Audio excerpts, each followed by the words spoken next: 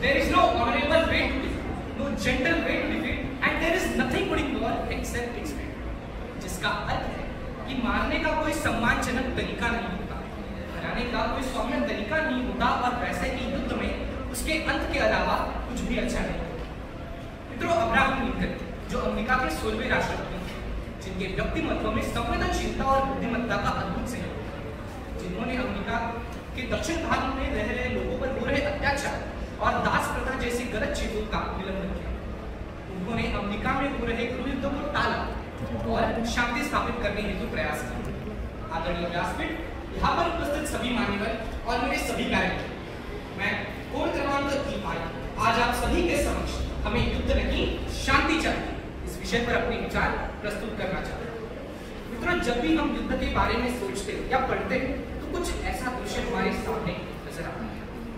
मानवता का संहार हो रहा, निसंकोच प्रहार हो रहा, लाशों से भर चुकी है धरती, हर तरफ पसीना हो रहा, हर तरफ पसीना हो रहा। सोचिए उस रण संग्राम के बारे में जहां पर घमासान युद्ध छिड़ा, हर कोई एक दूसरे के खून का प्यासा है और किसी क्षण युद्ध समाप्त हो जाए, कोई जीते कोई हारे, मगर जब वह युद्ध की धूल हटती है तब नजर आते हैं जमीन पर पड़े वह लहू से लथपथ शव जो अपनी बेजान सी आंखों से जीवन की खोज कर रहे हैं।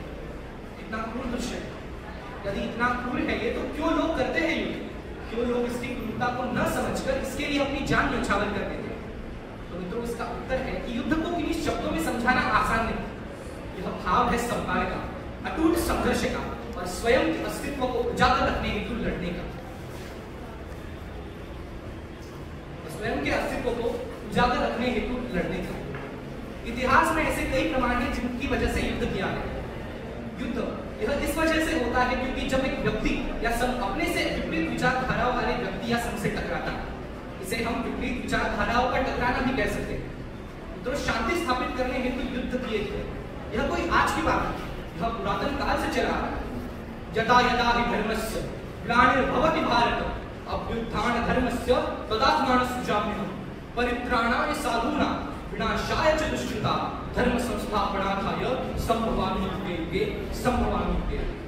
जिसका अर्थ है जब जब अधर्म अपनी चरम सीमा पर होगा तब तक उससे युद्ध कर, उसका नाश कर और धर्म स्थापना करने हेतु भगवान स्वयं धरती पर अवतरित होंगे। भले ही सतयुग हो, त्रेता युग हो, द्वापर हो या कलयुग, वे हर युग में आएंगे और हम सबकी रक्षा कर शांति स्थापित करेंगे। जैसे सतयुग में भगवान श्री विष्णु ने अनेक अवतार लिए और युद्ध किए। उनमें से एक वराह अवतार जिसने हिरण्यक्ष राक्षस से युद्ध कर उसे पराजित कर शांति स्थापित की। त्रेता युग में भगवान श्री राम ने रावण से युद्ध किया और उसे हराया, जो जिसके 10 से इंसान के अंदर उपस्थित 10 विकृत भावों को दर्शाते हैं। जैसे द्वापर युग में भगवान श्री कृष्ण ने महाभारत के युद्ध में पांचजन्य शंख बजाकर युद्ध का आगाज किया और उसी कुरुक्षेत्र की पावन भूमि पर अर्जुन को जीवन का वो परम सार बताया जिसे आज हम भगवद गीता के नाम से जानते हैं। और अभी चल रहा कलयुग जहां पर आए दिन युद्ध होते रहते हैं। पर मित्रों, इन सभी युद्धों के पीछे एक उद्देश्य, इनके पीछे कई कारण हो सकते हैं, जैसे आर्थिक, सामाजिक, भावनात्मक या धार्मिक इत्यादि। मगर आज चल रहे युद्ध, जैसे भले ही इजराइल पैलेस्टाइन युद्ध हो या रशिया यूक्रेन या कई अन्य देशों में चल रहे युद्ध जैसे बांग्लादेश, इन सबके पीछे कुछ प्रमुख कारण हमें नजर आते हैं। वो या तो स्वयं के अस्तित्व को उजागर रखने हेतु लड़ने का, या तो सामने वाले की शक्ति को अपनाना। इन्हीं कई कारणों की वजह से आज युद्ध किए जाते हैं। मगर मित्रों, यहाँ पर प्रश्न निर्माण होता है कि मनुष्य का सबसे बड़ा शत्रु है तो है कौन? उसके जीवन का सबसे बड़ा युद्ध है तो है किसके साथ? तो ऐसा कहा जाता है कि मनुष्य का सबसे बड़ा शत्रु वह स्वयं, उसके जीवन का सबसे बड़ा युद्ध यह भी उसके स्वयं के साथ है। यदि आज हम अपने अंदर बसे सभी विकृत भावों से युद्ध करें और एक नए मनुष्य के रूप में उभर कर आए, तो आने वाले काल में हम केवल राष्ट्र नवनिर्माण हेतु ही नहीं बल्कि स्वयं सृष्टि नवनिर्माण हेतु अपना बहुमूल्य योगदान दे सकते हैं। तो जब भी हम शांति के लिए कई युद्ध किए गए, ऐसे में एक नाम हमारे नजरों के सामने जरूर आता है और वो है सम्राट अशोक, जो एक कुशल राजा थे और उसके साथ एक शूरवीर योद्धा भी थे जिन्होंने कई युद्ध किए और जीते भी।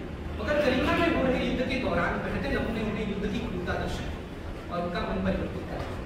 उन्होंने हिंसा को त्याग, अहिंसा का मार्ग स्वीकारा और बौद्ध धर्म को स्वीकारा, उसका प्रचार प्रसार किया।